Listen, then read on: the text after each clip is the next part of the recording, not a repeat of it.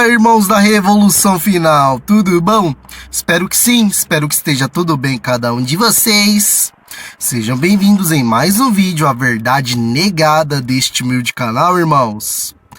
Nos últimos dias aí, últimas semanas, vem à tona um assunto intrigante. Pois é, vocês conhecem ou já conheciam o ET Bilu? Bilá, Bilu, tinha até musiquinha, né? Bilá, Bilu, Bilá, Bilu, Bilá, Bilu. Acho que é assim a musiquinha, não sei.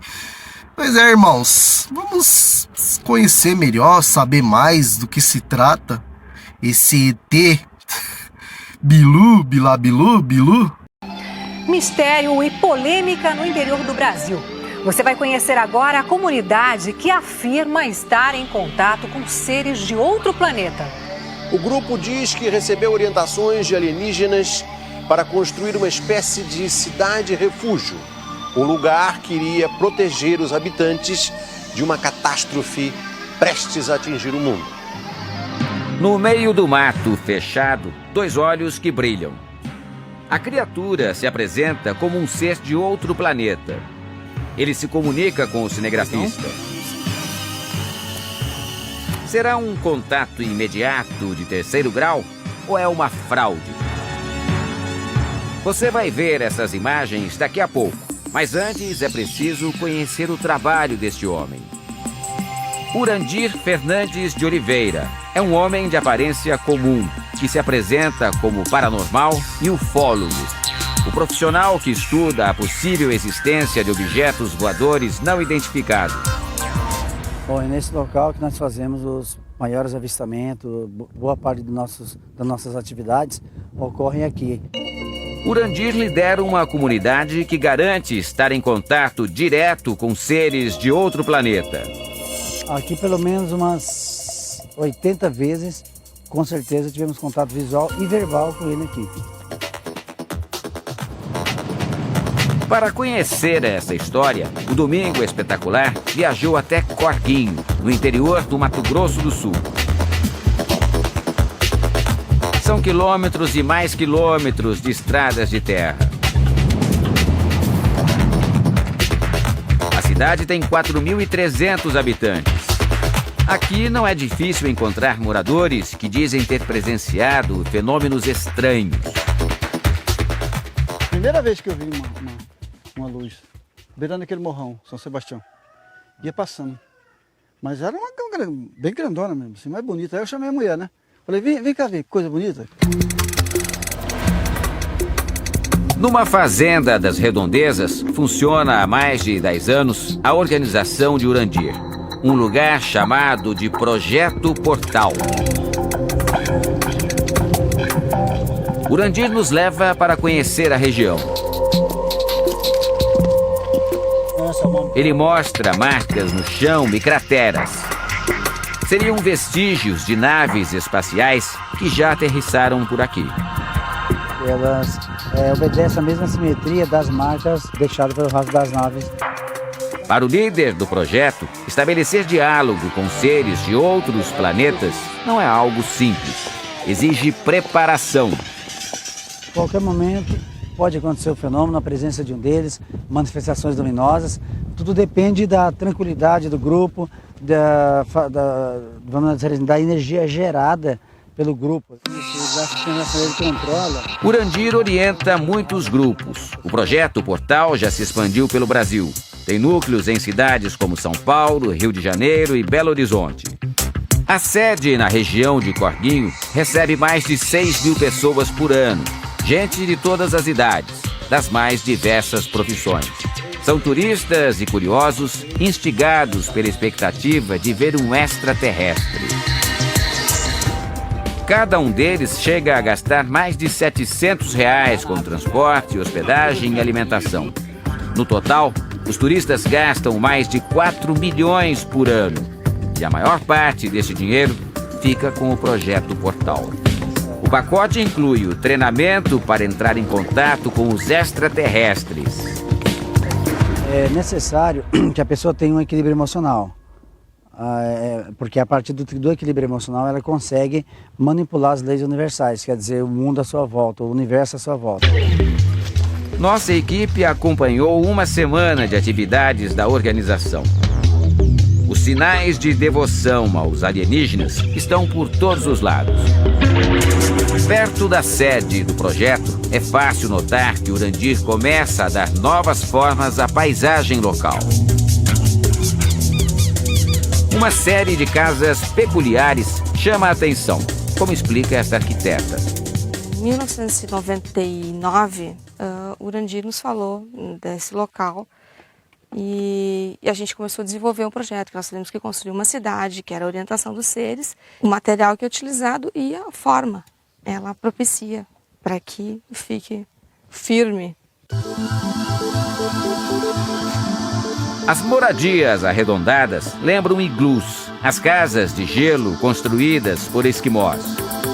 Nem todas as casas estão ocupadas e muitas ainda serão erguidas. Na comunidade já existe um observatório astronômico. O centro irá abrigar uma pirâmide. O conjunto dará origem ao que o projeto acredita ser a cidade do futuro, um lugar chamado Zigurates. Segundo Urandir, tudo foi construído sob a orientação dos extraterrestres. Os seres de outros planetas teriam enviado informações para proteger os humanos. Essas casas seriam capazes de resistir ao impacto de possíveis desastres naturais. O formato arredondado, abobodado dele já facilita, né, já oferece muita resistência em relação a tremores, tá? Microterremoto ou terremoto, a intenção é que aguente pelo menos na escala de 12 graus na escala Richter. O medo de uma catástrofe planetária parece uma constante no dia a dia dos que acreditam no Projeto Portal. Um centro de pesquisas tecnológicas foi montado na comunidade e, segundo Urandir, ele é capaz de prever terremotos e outras catástrofes naturais.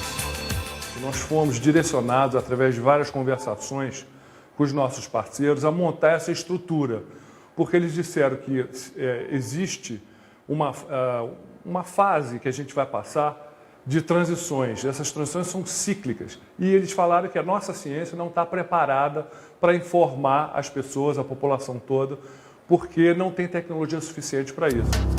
Uma dessas tragédias estaria prestes a acontecer. Os estudiosos de Corguinho acreditam que o ano de 2012 será marcado por destruições em todo o mundo. A previsão estaria em um calendário atribuído ao povo maia, que viveu na América Central e estudava astronomia há milhares de anos. Os maias realmente acreditavam que o mundo ia acabar em 2012? Provavelmente não. De qualquer maneira, um filme recente apresentou esta teoria. O Projeto Portal diz que é capaz de resistir a essas catástrofes. Vamos fazer uma cidade autossustentável e também trabalhando com a possibilidade de que, se houver algumas hecatombes após 2012, como é previsto, como muitas pessoas falam, muitos cientistas e esotéricos dizem, e até mesmo nosso trabalho, fruto do nosso trabalho também, nós estaremos prontos para realmente resistir isso aí o máximo e sofrer menos. Na comunidade, já existem até alimentos estocados para abastecer os abrigos em um eventual período de necessidade. Mas o Porto Seguro não é formado apenas por casas em formato especial. Anoitece em Corguinho. No meio da escuridão, Urandir conduz uma excursão pelo mato. O destino são galerias subterrâneas que teriam sido construídas pelos alienígenas. Essas galerias foram construídas por eles? Foram construídas por eles até 350 metros do subsolo e adaptada por nós, a entrada em média de 150 metros.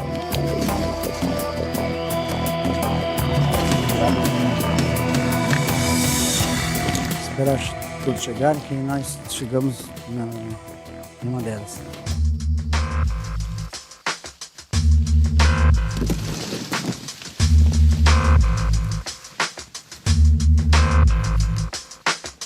As galerias devem um dia unir todas as casas e a pirâmide central. Tem muitos corredores e algumas portas bloqueadas. A partir daí, dessas galerias, são atividades permitidas somente para as pessoas que têm uma certa preparação, que têm um treinamento, que já vem há 1 ano e meio fazendo digamos assim, um desenvolvimento para realmente conhecer o que existe depois dessas paredes. Para isso, ele bate em uma das paredes.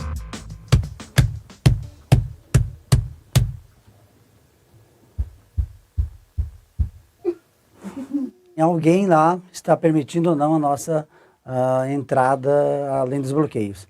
Então, se houvesse o dobro das batidas que eu estou fazendo aqui, batendo na parede, aí nós poderíamos ultrapassá-la. Mas como houve a mesma, então nós temos que realmente é só até aqui. Por enquanto, o líder do grupo tira apenas um dos tijolos da parede. Pelo menos um pouquinho para que o pessoal tenha noção da continuidade desse labirinto, né? Nossa câmera consegue registrar apenas o que parece ser a continuação da galeria. A previsão, a partir do momento que ela ficar semi-pronta, vamos dizer assim, que comportar, digamos assim, finalizar as obras que nós queremos, pelo menos para 4 milhões de pessoas. Durante as noites em Corguinho, Urandir organiza caminhadas para que os adeptos e visitantes tentem contato com ETs. Os organizadores do projeto nem sempre andam juntos e se falam por radiocomunicadores. Acabamos de sair da trilha e tudo normal. Nem sempre as câmeras de nossa equipe puderam captar as imagens da excursão. Líderes do projeto Portal pediam para que a luz do equipamento fosse desligada. Esta seria uma ordem dos alienígenas. Acho que era bom apagar a luz agora. Acho que pode ser que jogue luz para nós. Algumas pessoas acompanham o grupo há anos e afirmam: já tiveram diversos tipos de contato com seres de outro planeta. Eu já vi naves físicas, já vi naves plasmadas, silhuetas de seres e seres intraterrenos, né? Entre outras coisas. Até grupos de crianças já teriam passado por experiências desse tipo. Nosso grupo de crianças estava um pouco nervoso e aí a gente pediu assim: você pode mandar uma luz, por favor? E aí elas foi mandada uma luz que espocou a meio metro delas e aí elas se acalmaram. Será que estes encontros foram verdadeiros? Nossa equipe fica diante do que seria um extraterrestre. Ele está tentando se mostrar totalmente. Isso é muito legal. Especialistas analisam os registros e tentam descobrir indícios de fraude. Na região de Corguinho, no Mato Grosso do Sul, nossa equipe acompanha uma excursão do Projeto Portal. Grupo que diz manter contato com extraterrestres. Eles afirmam que estamos prestes a encontrar um ser de outro planeta, que eles chamam de Bilu. Nesse caso agora, eu conversei com o Bilu, vamos chamar assim de Bebilu, seria um intraterreno, vamos dizer assim, um extraterrestre que trabalha no interior da Terra, justamente é o que mais passa informação para nós atualmente, né? Então, desde 1 ano e meio para cá, é o que mais se apresenta para nós. Fernanda diz que já esteve frente a frente com o alienígena. Ela é a responsável por registrar as atividades do projeto e filmou o encontro. Vi, tô te vendo. Foi quando ele deu a permissão, ele quis se mostrar para a câmera. Tô vendo seus olhos. Estas são as imagens feitas por Fernanda. Ela usou um recurso da câmera para filmar no escuro, o que deixa a imagem esverdeada. Para mim foi uma experiência fantástica, porque foi uma coisa incrível. Uma coisa que você tendo, só você estando lá. Como é que os caras vão acreditar que tu é um extraterrestre? Não precisa. Só pra nós. Tá. Nossa equipe também registrou imagens do suposto alienígena. É noite. No escuro, ouvimos o que seria a voz de Bilu. Sim, Bilu. Desligar o rádio? Tá, vou desligar. O grupo pede um sinal ao suposto extraterrestre. Dá o sinalzinho de luz.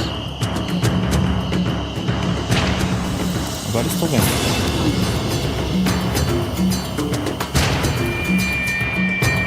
Nosso cinegrafista mostra o momento em que Bilu dá um salto para a frente. Da cabeça, né?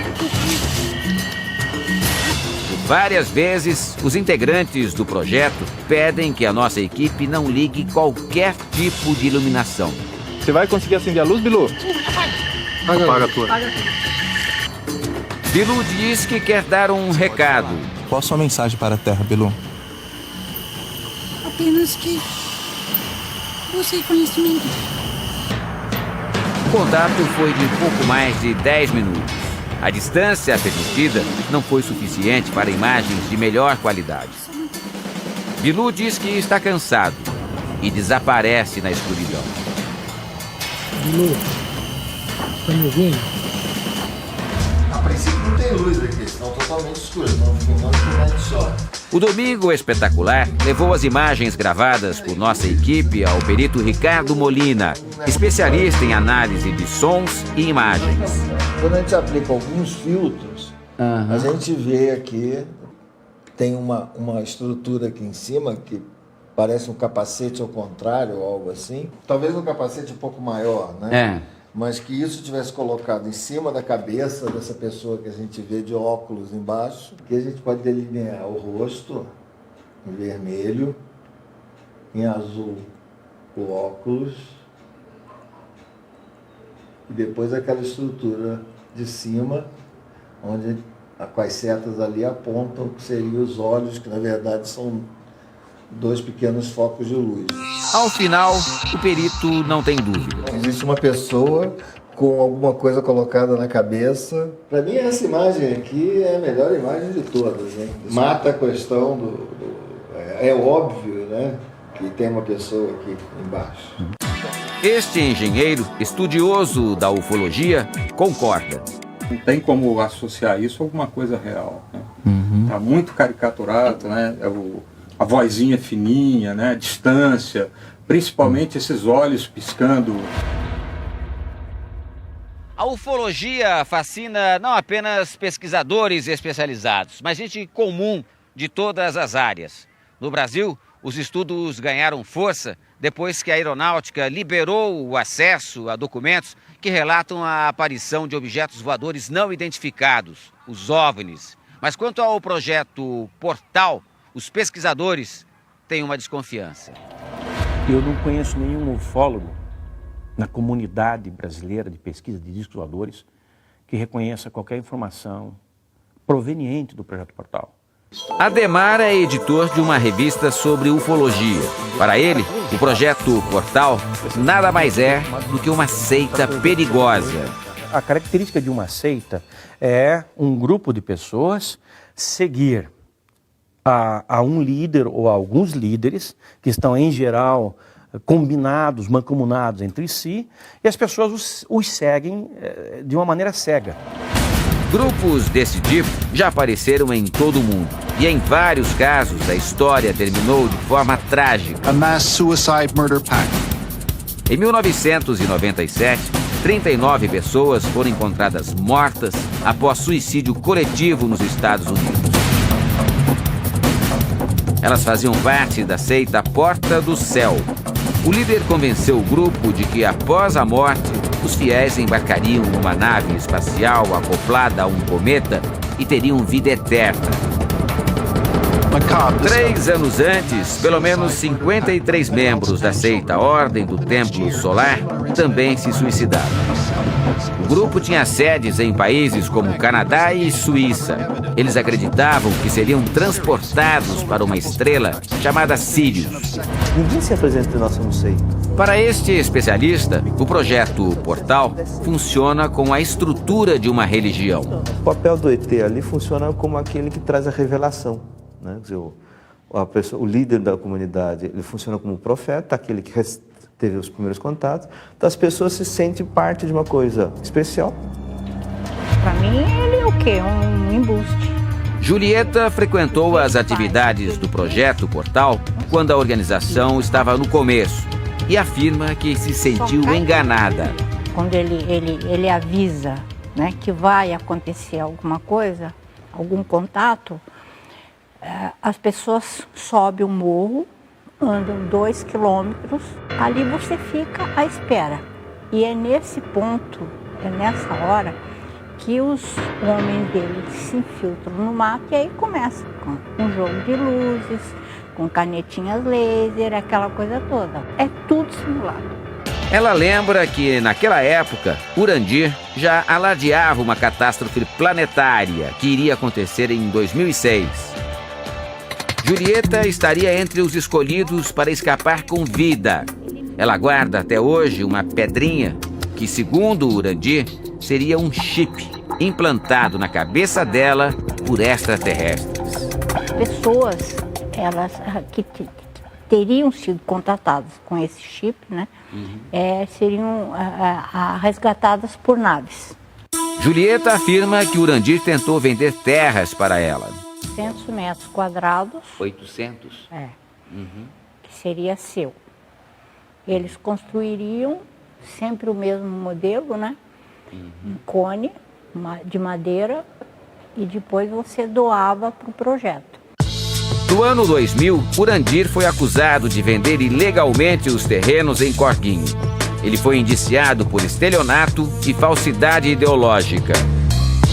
Hoje, o grande objetivo de Urandir é ver pronto o complexo de casas interligadas pelas passagens subterrâneas. Tudo, segundo ele, planejado pelos extraterrestres. O que vai acontecer dentro e fora desses refúgios, por enquanto, ninguém sabe.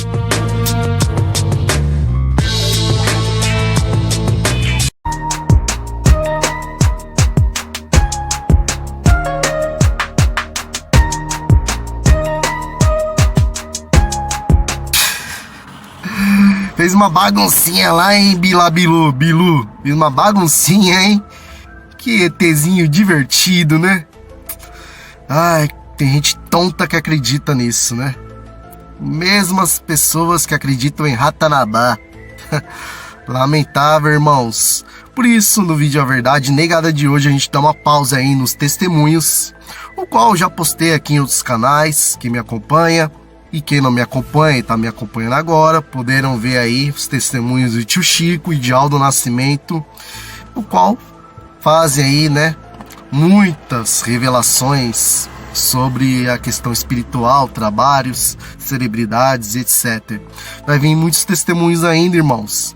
Vai vir aí muitos vídeos aí, documentários, informações relevantes. Por isso é importante vocês ativarem o sininho para todas as notificações. Coloca ali para todas, que assim que sair um vídeo aqui no canal você será notificado.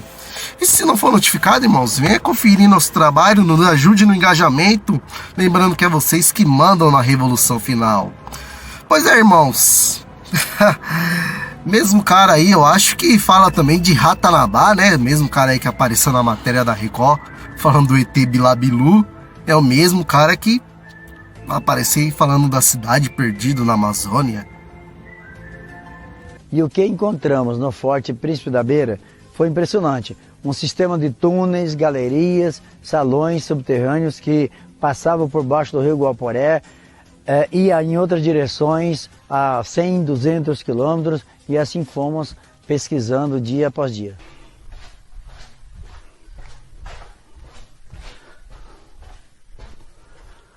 Galerias como essa está espalhada em todo o Brasil.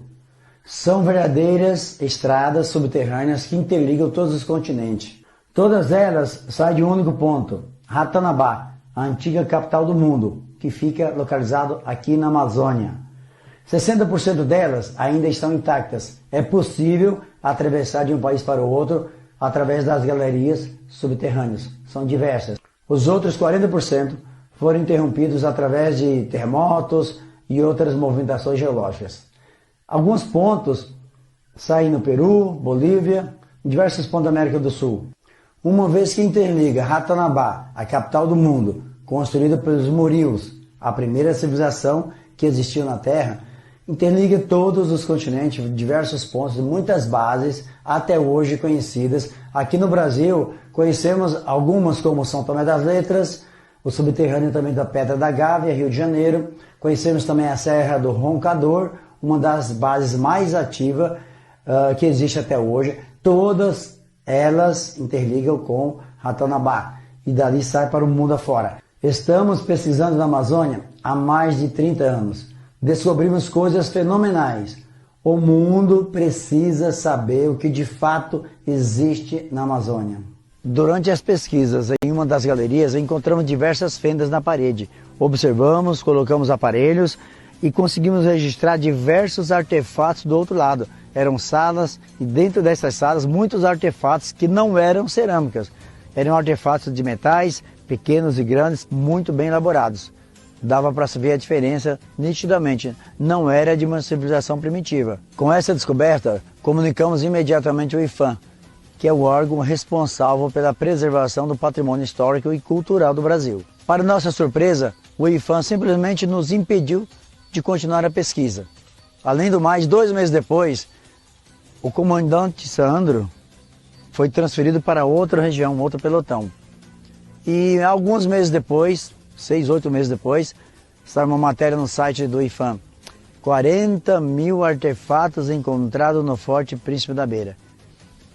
Só que não vimos os artefatos metálicos bem elaborados, só vimos um monte de cacos de cerâmica. Agora vem a pergunta, onde é que estão esses artefatos? Para onde o IPHAN levou nossos artefatos? É do Brasil, é dos brasileiros, é patrimônio nosso. Cadê os 40 mil artefatos?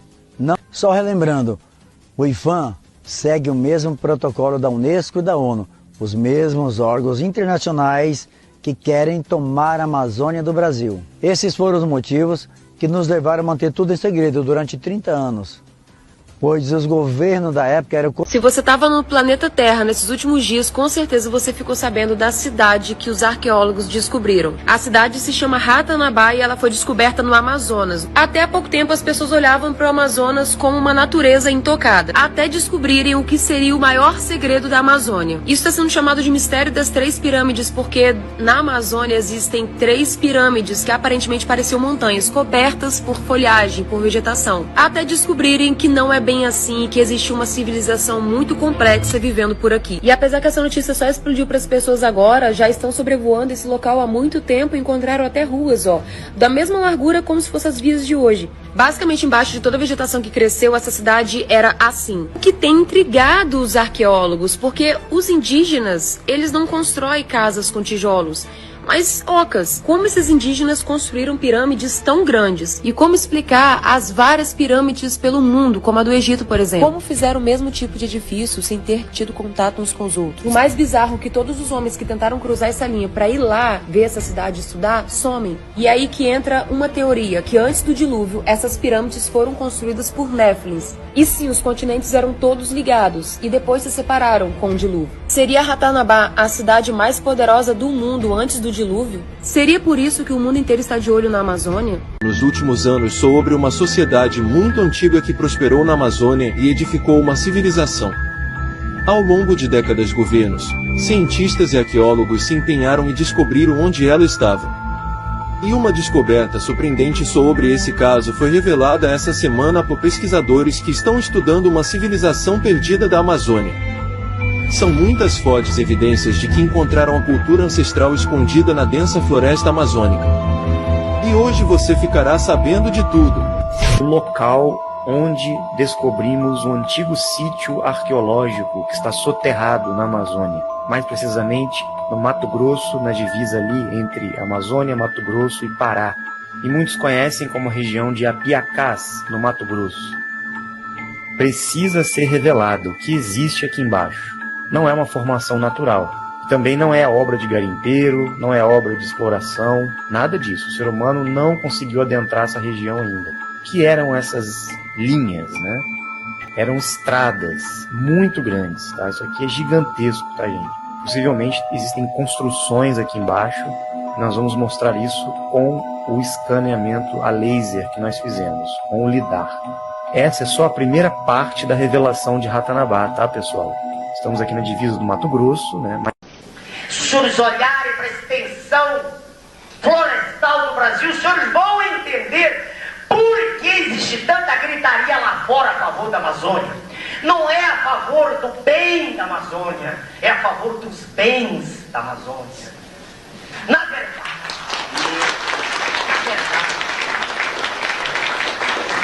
verdade, vejam os senhores, Estados Unidos, Inglaterra, Alemanha, tem preocupação zero com o índio. Isso é conversa fiada, isso é balela, isso é conversa para quem é mentecapto, para quem tem hipóxia cerebral. A preocupação não é com o indígena, porque senão teriam preocupação com as nossas crianças morrendo de fome nas ruas, teriam preocupação com a prostituição infantil, teriam preocupação com um contingente gigantesco de irmãos nossos que não têm acesso a nada. Não é esse o problema. O problema é que, por exemplo, na região Yanomami, não na superfície, mas no subsolo, estão riquezas imensuráveis. O problema é que lá na floresta amazônica está o futuro do planeta. É de lá que sairá a cota energética que movimentará o mundo. Isso é que está escondido por trás da gritaria ecológica. Essa é a verdade cruel. Irmãos, tá aí Ratanabá, né? Nossa, vai abrir a Amazônia pro mundo. A primeira capital do mundo, a primeira cidade perdida no mundo. Venham todos para a Amazônia, venham todos aqui roubar a riqueza dessa cidade perdida, a riqueza do solo da Amazônia, né? Quem tá falando isso daí são bolsoloides. Bolsoloides. Pois é, por incrível que me pareça, né? Justamente aí quando Elon Musk começou a tomar conta da tecnologia da Amazônia, apareceu aí essa historinha da carochinha de Ratanabá, de questões aí de bolsonaristas, doentes mentais, alucinados com essa questão da Amazônia. Coincidentemente para encobrir, né? Uma cortina de fumaça aí para encobrir as merdas que esse governo maldito atual está fazendo, né?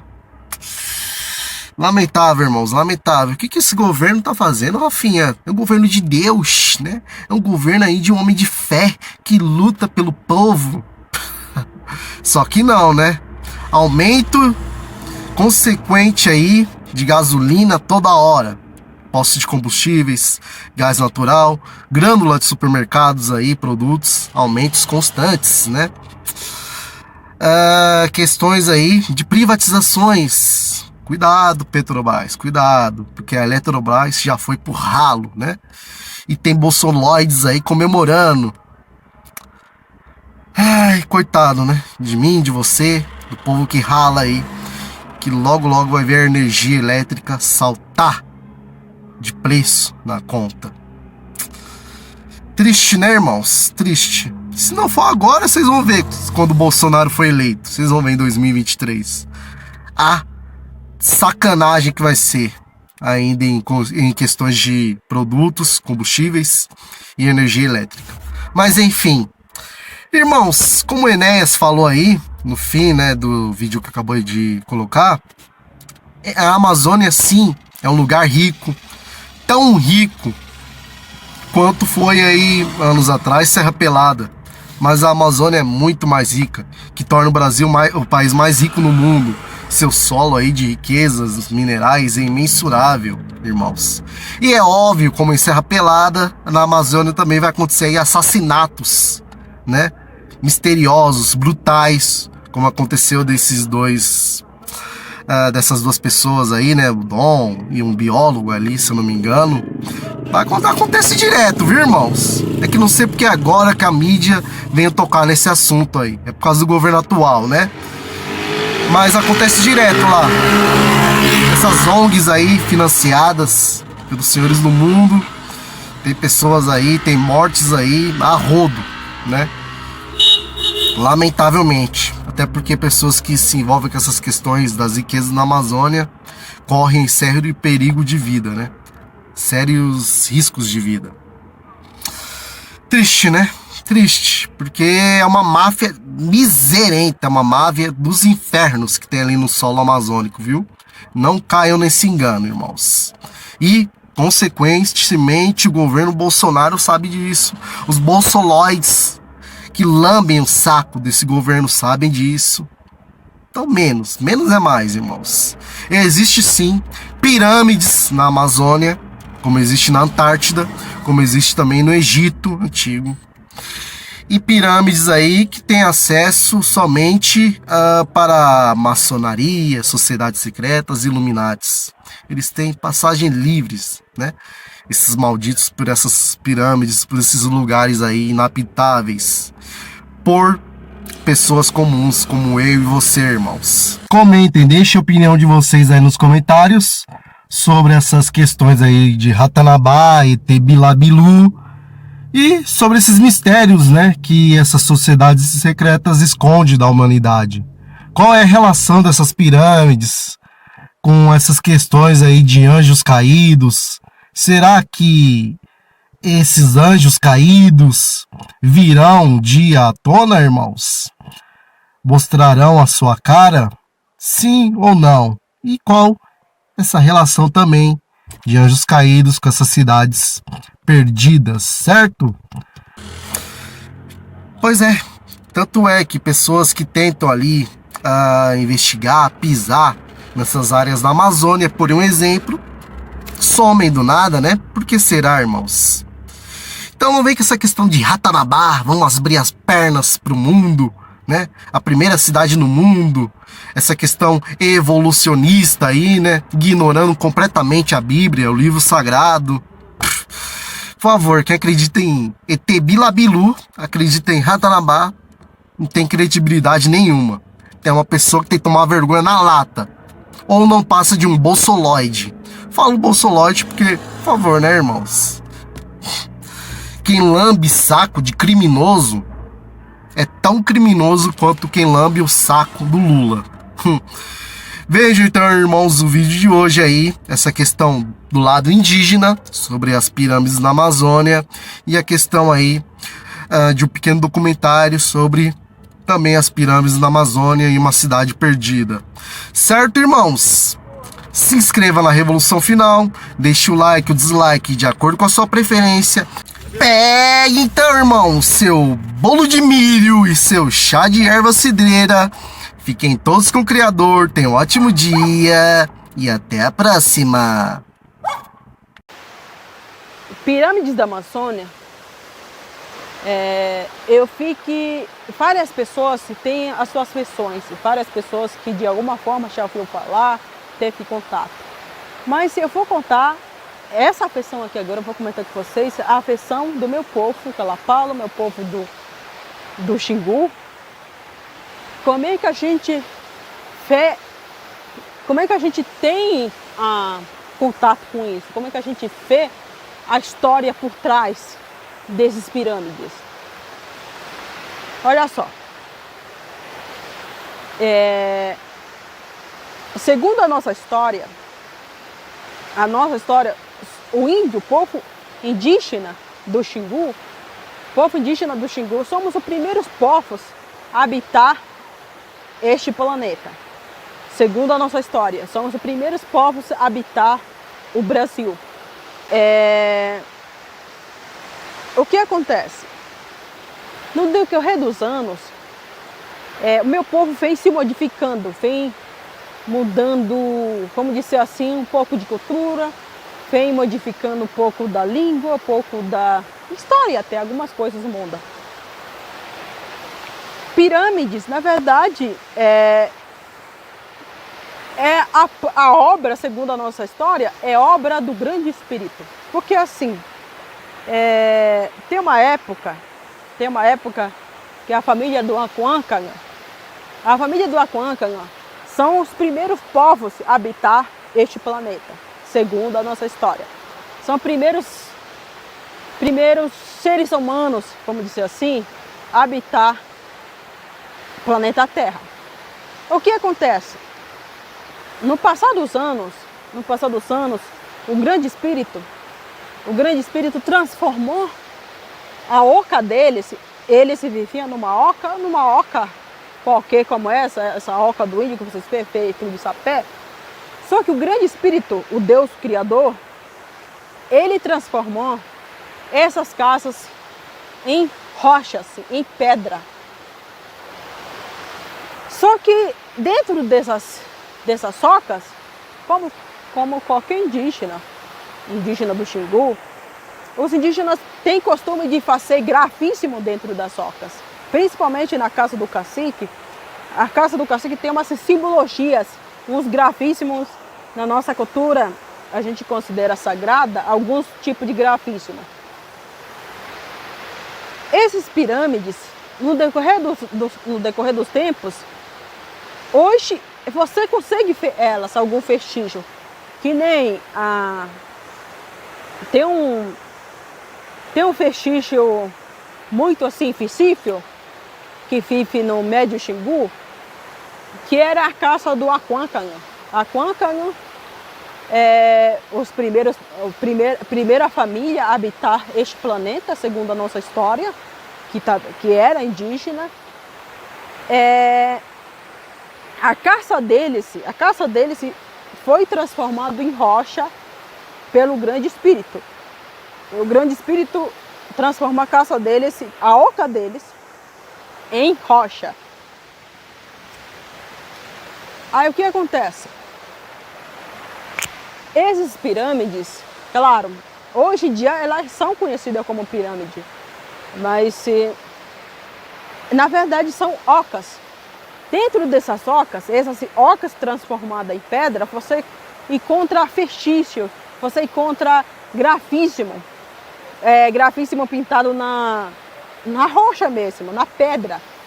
Você encontra alguns artefatos dentro, só que tudo isso virou em pedra, mas você consegue ver grafismo ainda. Tudo isso, a gente tem. Isso é uma coisa muitos não falam muito sobre isso, porque é uma coisa sagrada para a gente. Esses pirâmides aí, muito sagrada, até porque as nossas civilizações, os nossos ancestrais se viveram ali. Aí ficou algo santuário, algo para santificar os nossos antepassados. Por isso que você não vê muito indígena falando sobre isso, porque é algo muito sagrado. Se eu acredito nessas pirâmides, claro que eu acredito, tem prova disso no Xingu, uma oca transformada em pedra, em rocha. Só que teve uma época que muitos gringos, isso há muito tempo, muitos gringos passaram a visitar esse local. Inclusive, eles se destruíram o lugar, algumas partes ficaram destruídas, porque alguns pesquisadores acabaram se aglomerando nesse lugar, no Baixo Xingu, eles se deformaram o lugar. Então, devido a isso, muitos indígenas não levam mais as pessoas de fora, os pesquisadores, para lugares como esse, porque é um lugar considerado, para nós, muito sagrado, entendeu? É algo que existe há milhares e milhares de anos.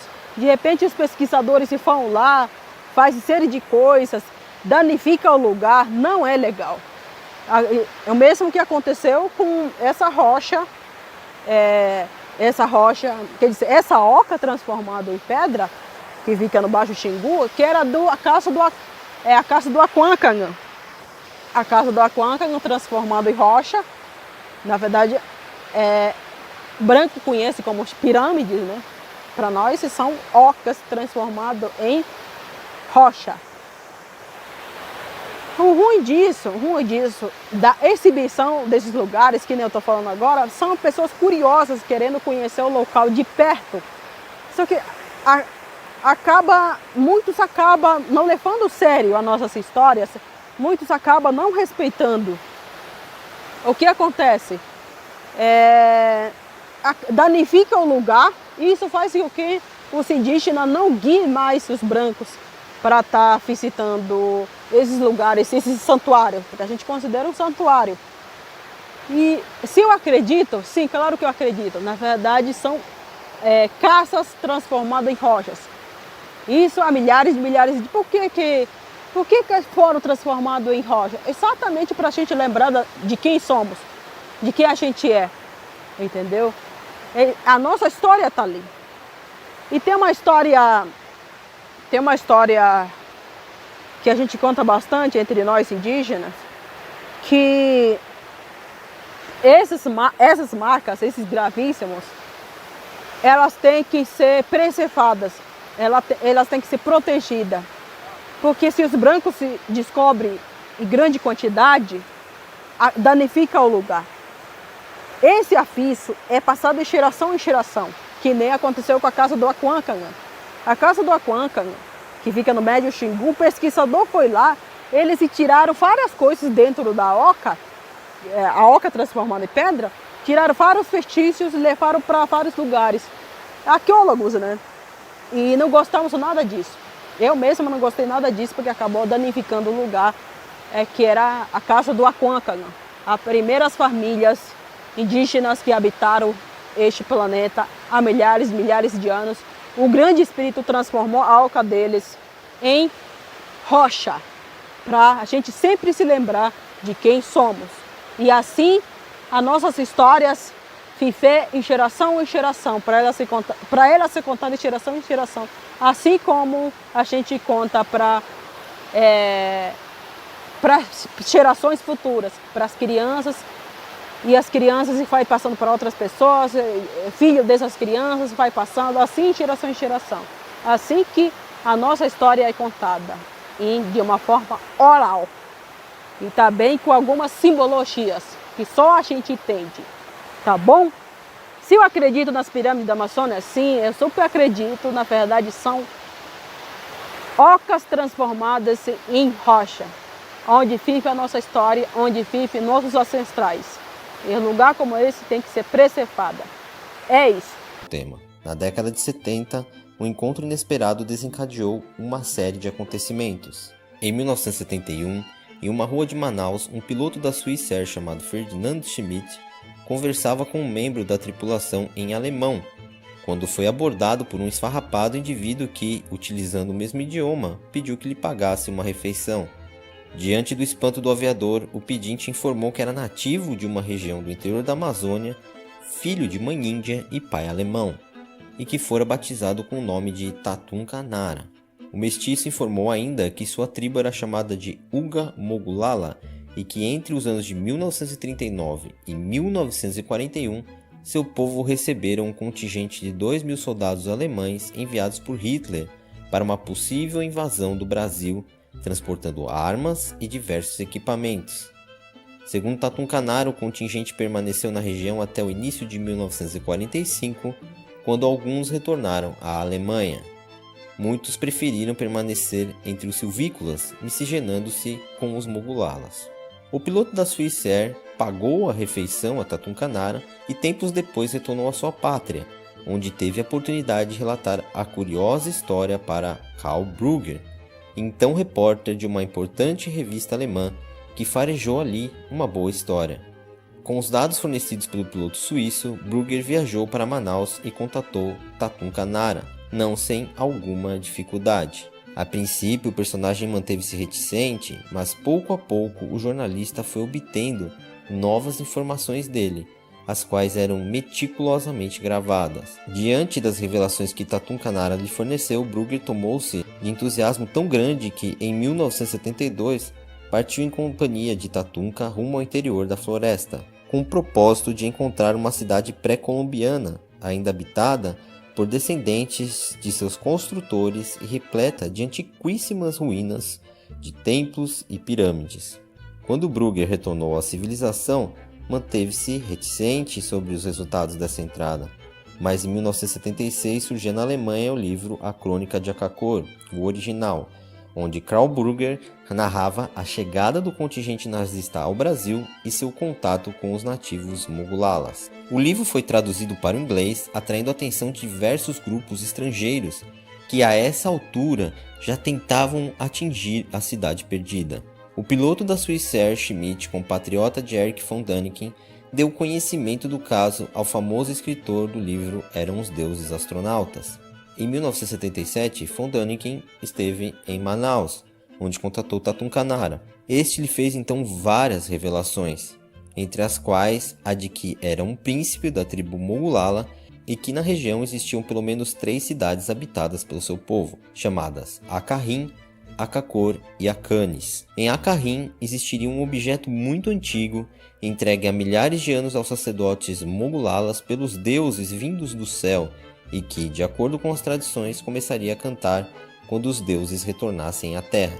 Segundo Tatunka, recentemente, o objeto começara a emitir um ruído semelhante ao que fazem os enxames de abelha, assinalando desse modo que estava próxima a hora dos deuses retornarem. Entusiasmado com as notícias, Däniken encarregou Ferdinand Schmidt de acompanhar Tatum Canara até Acarrim e obter o misterioso objeto cantante a qualquer custo. Assim, foi organizada uma expedição provida de um bote com motor, armas, equipamentos de rádio e remédios. Todavia, a expedição foi intimada a levar um arqueólogo brasileiro. Para isso foi indicado Rondão Pires Brandão, que se encontrava em Manaus, buscando por seu lado uma cidade perdida que ele considerava existir às margens de um dos afluentes do Amazonas. Até este momento, o assunto era desconhecido do público brasileiro em geral. Imagine, ruínas de uma antiga civilização em território brasileiro, que atraía a atenção internacional, e o livro A Crônica de Acacor não havia sido publicado no Brasil? Por quê?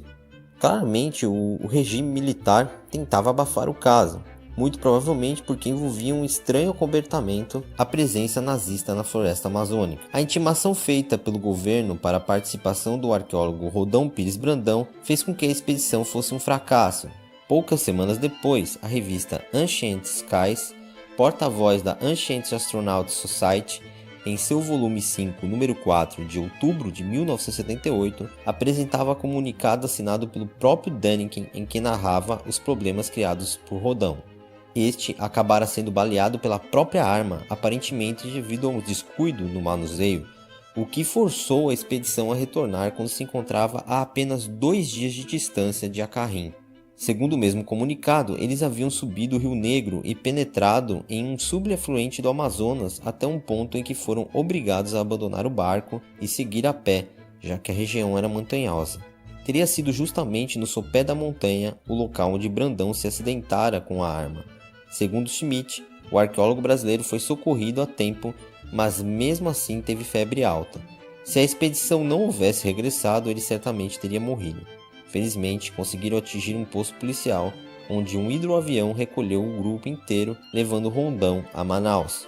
Ao concluir o comunicado, Däniken deixa claro que Rondão se ferira intencionalmente para forçar o retorno da expedição, mas que era sua intenção enviar Schmidt e Tatum Canara novamente, entre abril e maio de 1979, época em que o regime das chuvas permite que as ruínas sejam atingidas. Após o retorno da pequena expedição, os acontecimentos passaram a ter nova feição, pois Tatum Canara não concordou em voltar a servir de guia ao grupo suíço, tendo se juntado a Rondão, que por sua vez se associara a um curioso cidadão chamado José Alair da Costa Pires. Rumores davam conta de que um grupo inglês estava tentando atingir as ruínas pela Venezuela. Isso fez com que Brandão, com medo de perder a primazia do descobrimento, aparentemente desse um tiro no seu próprio pé para forçar o retorno da expedição e comunicar à imprensa em geral, televisões, jornais e revistas a sua descoberta da existência das pirâmides que já haviam sido avistadas por Carl Brugger em 1972. A revista Veja, de 1º de agosto de 1979, traz uma reportagem de 5 páginas em cores mostrando estruturas de forma piramidal cobertas por vegetação de tal forma que, se o achado houvesse ocorrido na área maia, não restaria a menor dúvida sobre sua origem. Mas logo após a realização das reportagens, começaram a surgir vozes destoantes e os especialistas declararam enfaticamente que o que alguns tomavam por pirâmides eram apenas morros. 3 anos após o lançamento do livro de Carl Brugger, o povo brasileiro tomava conhecimento dessas descobertas devido a um temor de que ingleses ficassem com a glória. O livro nunca foi lançado no Brasil. Até este momento, as ruínas existiam, tinham sido avistadas, um jornalista respeitado havia estudado por 4 anos o assunto e publicado um livro que causara comoção internacional. O piloto suíço também havia avistado o local, Schmidt com Tatunka, que após a longa jornada estavam próximos ao que parecia ser a entrada da cidade. Ao longe, Schmidt conseguia avistar as 3 pirâmides. Aparentemente, alemães nazistas estiveram e ainda estavam na floresta. Voltando ainda mais no tempo, o próprio coronel Fawcett tinha certeza da existência das ruínas. Porém, agora especialistas declaravam enfaticamente que as pirâmides eram apenas morros, se ao menos irem ao local. Ou seja, antes da reportagem da Veja, as ruínas existiam, todos estavam preocupados em defender as pirâmides e em proibir a publicação de um livro. O governo brasileiro se esforçava para esconder as informações e, após a revelação da descoberta, tudo começou a ruir como um castelo de cartas. E o Tatunka Nara também começou a mudar. Tatunka explicou a Schmidt que não poderia voltar a Acarrim. Se Schmidt quisesse, poderia seguir com Ramos até a cidade, mas, em tal caso, Tatunka não garantiria sua segurança ou retorno à civilização. Schmidt resolveu que seguiria até Acarrim, mas Tatunka se recusou a lhe dar a permissão, alegando que se retornasse a Manaus sem o companheiro seria preso, acusado de tê-lo morto. Diante das ameaças, não restou ao suíço outra alternativa senão retornar em companhia de seu guia. Dias depois, seu bote naufragou no Rio Negro com perda total de equipamentos e dos filmes que realizaram. Karl Brugger reapareceu no Rio de Janeiro, acompanhado por Tatunka Nara, e convidou o conhecido cineasta Orlando Senna para acompanhá-los até as Cidades Perdidas.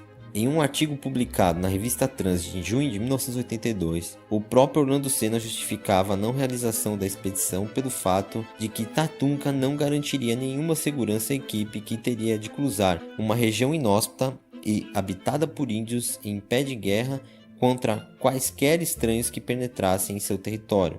O projeto foi suspenso e Orlando Senna informava não ter mais notícias de Brugger ou Tatunka Nara. Este é o grande truque da conspiração: como fazer que pirâmides e ruínas desapareçam. Óbvio que não há como tirá-las do local, então os mestres da manipulação articularam uma grande campanha de contra-informação que culminou no assassinato de Karl Brugger em 3 de janeiro de 1984. A testemunha do assassinato de Karl Brugger diz que ele foi abordado na rua por um cidadão que disse alguma coisa em português no ouvido da vítima. Brugger concordou, acenou com a cabeça. O cidadão puxou um revólver e deu 3 tiros no coração do jornalista. Após o incidente, o foco mudou e as discussões sobre as ruínas desapareceram totalmente. Em 8 de janeiro de 1984, o jornal Estado de São Paulo publicou uma matéria que explicava o assassinato e relatava que Tatunka Nara era um ex-marinheiro alemão neurótico de guerra que se estabeleceu na Amazônia e enganava todo mundo. Vários outros órgãos de imprensa denunciaram o guia de Karl Brugger, Tatunka, como responsável pelos assassinatos de turistas estrangeiros que morreram na floresta, culminando com a matéria do programa Fantástico da Rede Globo em 1990. Documentos que surgiram na Alemanha davam como certo que Tatunka Nara, agora Guter Hauck, era um psicopata, falsário, vigarista, assassino e até explorador de índios. O interessante é que a polícia diz que Karl Brugger foi assassinado por um assaltante e o Ministério Público afirma que foi Tatunka Nara por causa dos lucros das vendas do livro A Crônica de Akakor. Outro fato, denunciado na matéria do Fantástico, é muito controverso. A irmã de John Reed, um dos americanos desaparecidos, supostamente morto por Tatunka, diz que chegou a vir ao Brasil para tentar falar com Tatunka, mas não conseguiu e acusou o consular dos Estados Unidos em Manaus, James Fish, de não ter colaborado e ter sonegado informações importantes sobre o desaparecimento. Finalmente, em 1990, para terminar a contra-informação, já que necessitavam de documento internacional, um aventureiro alemão chamado Rüdiger Nyberg, junto ao produtor de cinema Wolfgang Brog, supostamente haviam enganado o inocente Tatunka, fazendo com que sua história fosse desfeita. O nome do documentário realizado a partir do golpe dos malandrinhos alemães é The Mystery of Tatunka Nara. Um documento da Procuradoria-Geral do Estado do Amazonas diz: pouco antes da sua extradição para o Peru, os oficiais, seus amigos, libertaram-no da prisão de Rio Branco e tornaram a levá-lo para Manaus. Afirma ainda que ele foi informante do DOI-CODE, do SNI e do CMA a partir de 1972. Tatunka passava informações a respeito da atuação de funcionários da FUNAI, de políticos e do então prefeito de Barcelos, de nome Manuel. Na reportagem do Fantástico de 1990, o então diretor-geral da Polícia Federal, Romeu Tuma, garantiu que se Hawk realmente fosse um homicida, seria julgado pelo Código Penal brasileiro e que, se fosse comprovado o crime de falsidade ideológica, poderia inclusive cumprir pena no Brasil antes de ser deportado. Pois é, Tatum Canaro Günther Hawk nunca foi preso ou deportado. Outra parte interessante da reportagem é o silêncio dos cidadãos de Barcelos. Ninguém quis falar com a imprensa, segundo o jornalista da Rede Globo, porque não queriam se envolver nos crimes de Tatunca. O arqueólogo Aurélio MG de Abreu falou que alguns acompanhantes de Tatum Canaro nas expedições estavam sendo assassinados. Inclusive, um deles foi metralhado. O próprio Aurélio diz ter sido ameaçado algumas vezes após publicar artigos sobre o assunto. Uma última observação importante: o Brasil é o país que possui o maior número de povos não contatados em todo o mundo. E os nazistas tinham interesse mesmo no Brasil e estiveram na Amazônia. Karl Brugger conseguiu um vídeo na Alemanha que mostra a partida dos nazistas e a chegada ao Brasil.